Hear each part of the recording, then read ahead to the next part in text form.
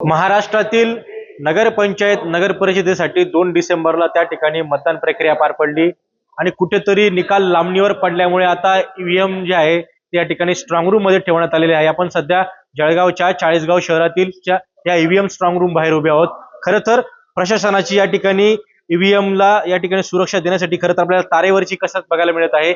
एकंदरीत या ठिकाणी SRPF असेल, महाराष्ट्र पोलीस असेल, त्याचबरोबर या ठिकाणी निवडणूक आयोगाचे जे प्रमुख आहे अधिकारी ते देखील या ठिकाणी उपस्थित आहे आणि कुठेतरी आता सुरक्षा या ठिकाणी ईव्हीएम ची जी आहे ती या ठिकाणी वाढवलेली आहे आणि खरं तर सर्व मशिनरी जी आहे ते या ठिकाणी ईव्हीएमच्या स्ट्रॉंग रूम मध्ये ठेवण्यात आलेले आहे।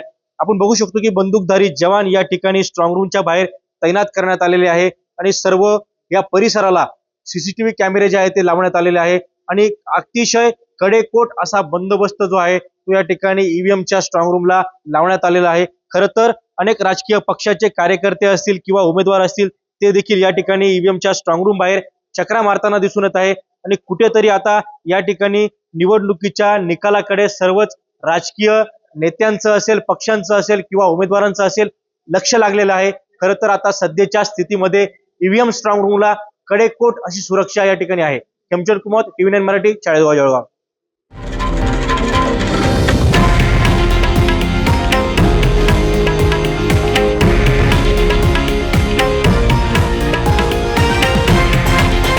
हे आहे देशातील नंबर 1 न्यूज नेटवर्क आणि आपण पाहत आहात TV9 मराठी, एकमेव।